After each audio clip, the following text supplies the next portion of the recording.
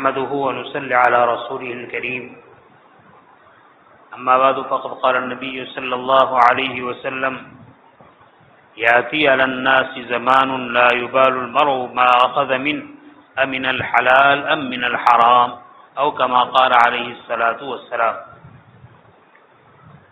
میرے محترم بھائیو، دوستوں اور بزرگوں، نبی کریم صلی اللہ علیہ وسلم ارشاد فرماتے ہیں کہ لوگوں پر ایک وقت آئے گا، ایک دور آئے گا، ایک زمانہ آئے گا کہ کسی آدمی کو اس بات کی کوئی پرواہ نہیں ہوگی کہ اس کے پاس جو مال و دولت آ رہی ہے، جو دنیا آ رہی ہے، وہ حرام ہے یا حلال۔ ہم سب دیکھ رہے ہیں کہ قریب قریب وہ آپ کی پیشین گوئی اس دور میں پوری طرح پوری ہو رہی ہے۔ آدمی چاروں طرف سے دنیا بنانے پر، دنیا بڑھانے پر، مال و دولت اور خزانے کے حاصل کرنے پر، اپنے بینک بیلنس کو بڑھانے پر، اپنی پونجی اور سرمایے کے بڑھانے پر اندھا دھن لگا ہوا ہے۔ اس کو اس چیز کا ذرہ برابر احساس نہیں ہے کہ وہ حلال ہے یا حرام۔ گزشتہ جمعہ کو میں نے بتلایا تھا حضرت عمرو بن عاص، لیکن وہ غلطی ہے۔ صحیح بات یہ ہے، حضرت سعد بن ابی وقاص رضی اللہ تعالیٰ عنہ نے نبی کریم صلی اللہ علیہ وسلم سے درخواست کی تھی کہ میرے لیے دعا فرمائے، حق تعالی مجھے مستجاب الدعوات بنا دے۔ تو آپ صلی اللہ علیہ وسلم نے فرمایا کہ میں دعا کروں گا، لیکن آپ اپنے لقمے کو حلال بنائے رکھیں۔ میرے بھائیوں، پہلے لوگ حلال حرام کے بارے میں اتنا خیال کرتے تھے، اتنا لحاظ کرتے تھے کہ کسی بھی طریقے سے حرام شک و شبہ والا ذرہ برابر بھی ہمارے پیٹ میں، ہمارے گھر میں داخل نہ ہونے پائے۔ اسی لیے حضرت عبداللہ ابن مبارک رحمۃ اللہ علیہ اپنے زمانے کے بہت بڑے عالم ہیں، بہت بڑے محدث ہیں اور بہت بڑے ولی ہیں۔ وہ فرماتے ہیں کہ شبہ کا ایک درہم اگر میرے پاس کسی طرح آ جائے، میں اس شبہ والے درہم کو واپس اس کے مالک کی طرف لوٹا دوں، یہ مجھے اس بات سے زیادہ پسند ہے کہ میں 1,00,000 درہم اللہ کے راستے میں صدقہ دوں۔ کہا 1 درہم اور کہا 1,00,000 درہم۔ حلال اور طیب کمائی کا 1,00,000 درہم اللہ کے راستے میں صدقہ کرے، کتنا بڑا ثواب ہے۔ حضرت عثمان رضی اللہ تعالی عنہ نے ایک غزوے کے موقع پر اپنا بہت سارا درہم اور دینار اور مال اللہ کے راستے میں خرچ کیا، تو نبی کریم صلی اللہ علیہ وسلم نے ارشاد فرمایا، اے عثمان، تو نے اپنے اوپر جنت واجب کر دی، بشارت دی جنت کی آپ نے۔ تو کوئی آدمی اللہ کے راستے میں 1,00,000 درہم صدقہ کرے، حضرت عبداللہ ابن مبارک رحمۃ اللہ علیہ فرماتے ہیں کہ اس سے بہتر اور افضل یہ ہیں کہ شبہ والا 1 درہم جو تمہارے پاس آ گیا ہے وہ واپس لوٹا دے۔ پھر اس کے بعد فرمایا کہ 1,00,000 نہیں، 2,00,000 درہم لوٹا گئے۔ پھر فرمایا 2,00,000 نہیں، 3,00,000، 4,00,000، 5,00,000، 6,00,000 تک بیان فرمایا کہ شبہ والا 1 درہم میرے پاس آ جائے، میں اس کو دوبارہ واپس لوٹا دوں، یہ مجھے زیادہ پسند ہے اس سے کہ اللہ کے راستے میں 6,00,000 درہم صدقہ دوں۔ آج کل شیطان نے ہم لوگوں میں ایک چکر چلایا ہے، فلاں کی زمین ہڑپ کرو، فلاں کا پیسہ ہڑپ کرو، بہن کا حصہ دبا دو، پھوپھی کا حصہ دبا دو، چچے کا حصہ دبا دو، یتیم کا حصہ دبا دو، غریب کا حصہ دبا دو، اور اسی طرح بیوہ کا حصہ دبا دو، اور جب لاکھوں روپے آ جائے تو 1000 روپے مدرسے میں، 1000 روپے مسجد میں، 1000 روپے دعوت میں، 1000 روپے علماء کی دعوت میں، 1000 روپے بیانات کے پروگرام میں، 1000 روپے اللہ کے راستے میں تبلیغ میں خرچ کر دو، ہم کامیاب ہو گئے۔ ہم یہ سمجھتے ہیں لاکھوں روپے، کروڑوں روپے کا غبن کیا ہے، دبایا ہے، ہڑپ کیا ہے، دھوکہ دہی سے کام لیا ہے، تھوڑے روپے اللہ کے راستے میں خرچ کر دیے، ہم سمجھتے ہیں کہ مطمئن ہو گئے۔ ذرا ٹھنڈے دل سے سننے کی بات ہے۔ حضرت سفیان ثوری رحمۃ اللہ علیہ بہت جلیل القدر تابعی ہے رحمۃ اللہ علیہ، وہ فرماتے ہیں کہ کوئی آدمی حرام مال سے صدقہ کرے تو حرام مال سے صدقہ کرنے والا ایسا ہے جیسا کہ ناپاک کپڑے کو پیشاب سے دھوتا ہے۔ کپڑا ہمارا ناپاک ہے، اس ناپاک کپڑے کو ایک مرتبہ نہیں، آدمی 70 یعنی 70 مرتبہ، ارے 1000 مرتبہ اگر پیشاب سے دھوئے گا تو وہ کپڑا پاک ہوگا؟ وہ تو اور زیادہ ناپاک ہوگا۔ حضرت فرماتے ہیں کہ جس طریقے سے ناپاک کپڑے کو پیشاب سے دھونے والا ہے، اسی طریقے سے حرام مال کو صدقہ کرنے والا ہے کہ بہت بڑی مقدار صدقہ کرے، حق تعالیٰ کے یہاں قبول نہیں۔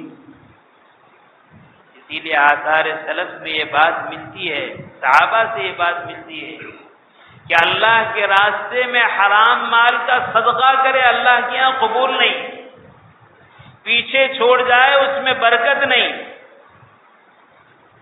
وبال ہے۔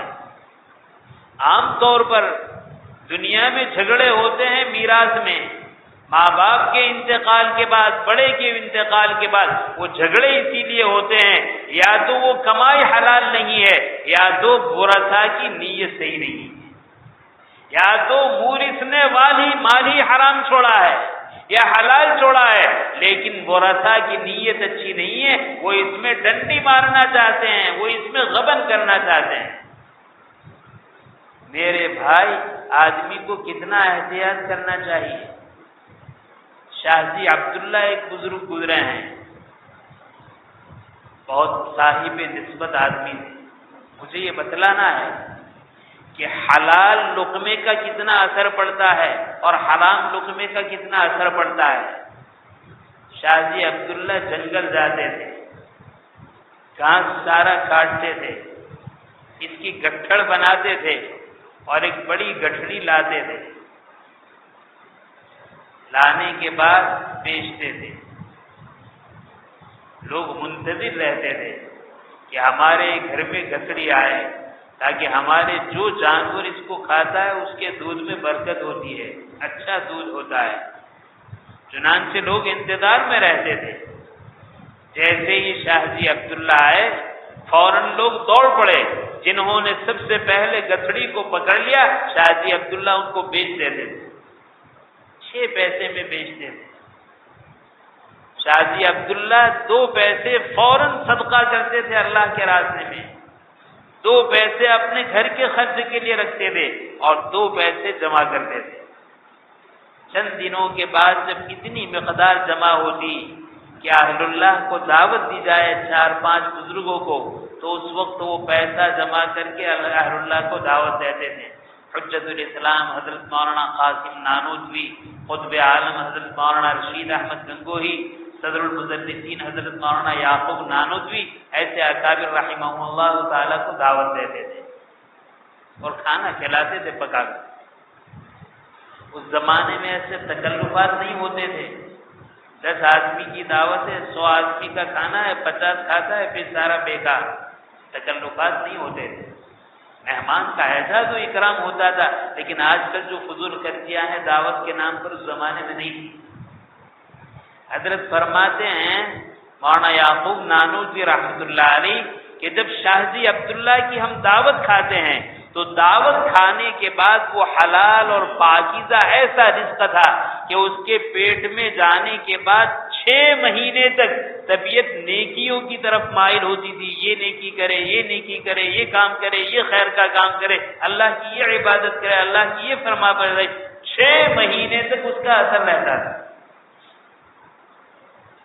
آج ہماری طبیعتیں گناہوں کی طرف جا رہی ہے، برائیوں کی طرف جا رہی ہے، نیکیوں کی طرف موڑنے کے بعد بھی نہیں مڑتی، اور نیکیوں میں نوافل اور مستحبات تو بہت دور کی بات ہے۔ میرے عزیز بھائیوں، فرائض کی طرف، واجبات کی طرف، سنت مؤکدہ کی طرف توجہ دلائی جاتی ہے، ہماری طبیعتیں اس کو قبول نہیں کرتی۔ میں نہیں کہتا ہماری غذا حرام ہے، میں ضرور کہوں گا ہر شخص کو اپنی نگاہ پر نظر کرنے کی ضرورت ہے کہ کہیں نہ کہیں کوئی غلطی ہو رہی ہے۔ جانے سے انجانے سے ہمارے یہاں رزق حرام آ رہا ہے۔ اسی رزق حرام کی نحوست ہے کہ فرائض کی طرف متوجہ کرنے کے باوجود، اللہ کے احکام کی طرف بار بار توجہ دلانے کے باوجود ہماری طبیعت اس کو قبول کرنے کے لیے، اس کو ماننے کے لیے اور اس پر عمل کرنے کے لیے تیار نہیں ہوتی۔ اور سب ماشاءاللہ دھوکے میں پڑے ہوئے، ہم تو دیندار ہیں، ہم تو نیک صالح ہیں۔ کیوں دیندار ہے؟ کہ موقع ملتا ہے تو فرض نماز پڑھ لیتے ہیں، 5 وقت کی پابندی سے نہیں۔ موقع ملتا ہے تو قربانی کر لیتے ہیں، موقع ملتا ہے تو دھوم دھام سے شادی کے بعد ولیمہ کرتے ہیں، ہم تو نیک دیندار ہیں۔ دھوکہ ہے، دھوکہ۔ حدیث میں ہے صحیح معنی میں مومن وہ ہے جب اس سے اللہ کی کوئی فرما برداری وجود میں آتی ہے تو اللہ کے حکم کو ماننے پر اس کا دل خوش ہوتا ہے۔ اور کامل مومن کی علامت یہ بتلائی گئی، جب اس سے کوئی گناہ ہوتا ہے تو اس کے دل میں کھٹک پیدا ہوتی ہے۔ ذرا ہم اپنے دلوں کا محاسبہ کریں، جانچیں ٹٹولیں کہ گناہوں کے کرنے کے بعد دل میں کھٹک پیدا ہوتی ہے، نیکیوں کے کرنے کے بعد دل میں مسرت ہوتی ہے۔ میں اپنے بارے میں فیصلہ کر سکتا ہوں، ہر شخص اپنے بارے میں فیصلہ کر سکتے ہیں کہ نیکیوں کا حال ہے تو فرض ہے، عادت ہے، مولوی ہے، تبلیغی ہے، داڑھی والا ہے، نہ کرے تو بدنام ہوگا، کرے بغیر سازہ نہیں، کرنا ہی پڑتا ہے۔ اور رہے گناہ تو جتنا گناہ کرتا ہے اتنا لطف آتا ہے، اتنا مزہ آتا ہے، یہ کے بعد دیگرے، یہاں تک کہ موبائل لے کر رات کو بیٹھا ہے، پہلے عام رقص دیکھتا ہے، پھر بلو فلم دیکھتا ہے، 12 بجے اور لطف آ رہا ہے، 1 بجے اور لطف آ رہا ہے، 3 بجے اور لطف آ رہا ہے۔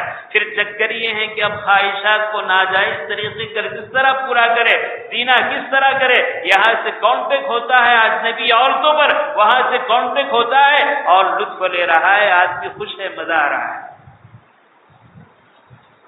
اور نادانی کہاں تک پہنچی ہے، کبھی نیا عشق ہوتا ہے تو آدمی فخریہ طور پر کہتا ہے لکی ہوں لکی، آج ایسی اجنبی عورت میرے بندے میں پھنس گئی،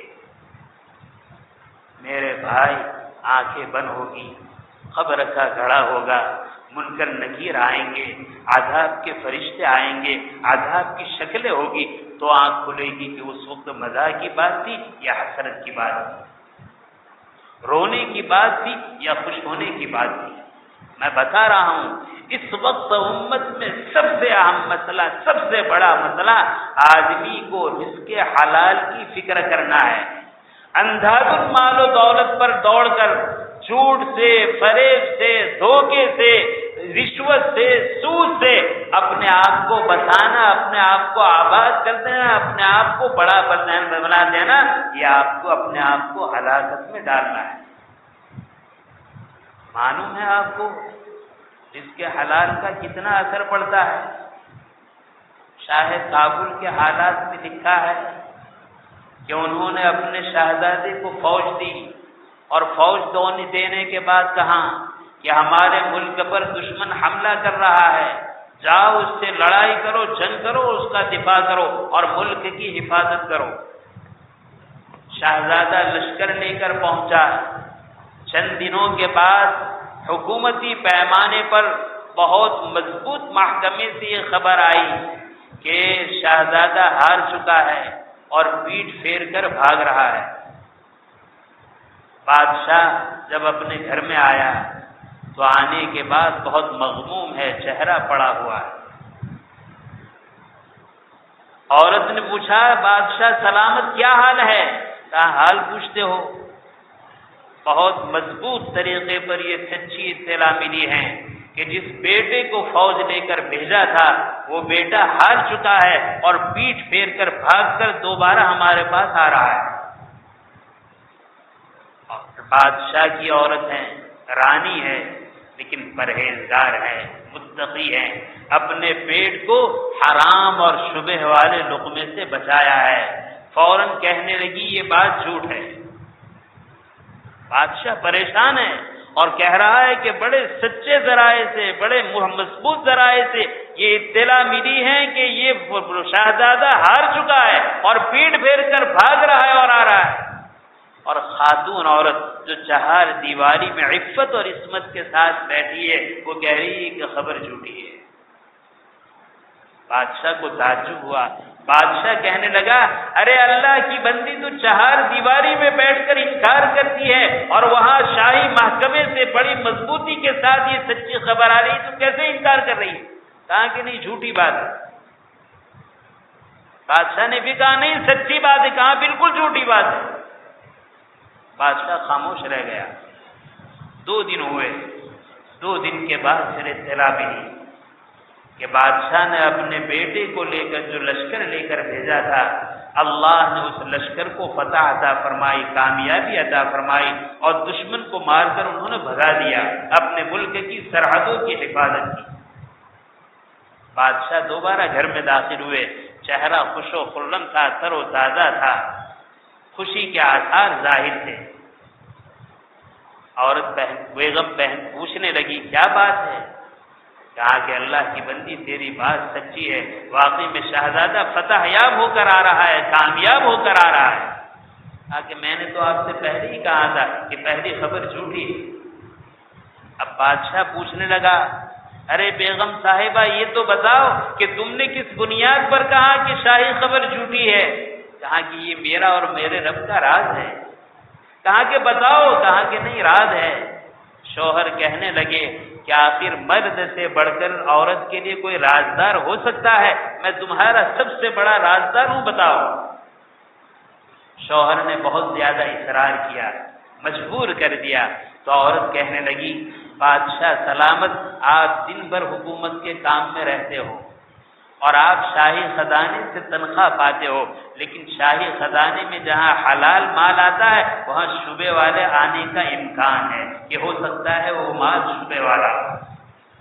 جب سے میں آپ کے نکاح میں آئی ہوں میں نے اس بات کا اہتمام کیا، باوجود بادشاہ کی بیگم اور خاتون ہوں، ہمیشہ اپنے ہاتھوں سے ٹوپیاں بنتی رہی، بناتی رہی اور اس کو بیچتی رہی، اور اس کمائی سے جو آیا اس کو اس پیٹ میں ڈالا ہے۔